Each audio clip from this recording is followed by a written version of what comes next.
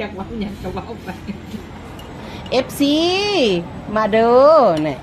ข้าวปุ้นซาวบิดสด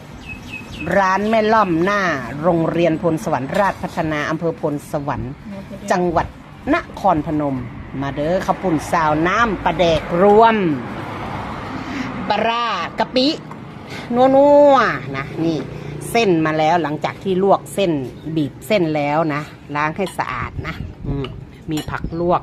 ไข่ปิ้งเราก็เอามาเส้นมาใส่ในจานปรุงรสด้วยพริกป่นน้ำตาลผงนัวนะแล้วก็ตักน้ำปลาร้าน้ำข้าวปุ้นราดลงไปเลยนะคะทุกคนนะนัวหอมมากอยากให้ทุกคนได้มาสัมผัสนะได้มาสัมผัสแบบสดๆนะมาแซ่บทะลุจอนะนะใครผู้ใดอยากกินมาเด้อพ้นสวรรค์ก็ดังในเรื่องข้าวปุ้นสาวเด้อบอดแผ่เลนู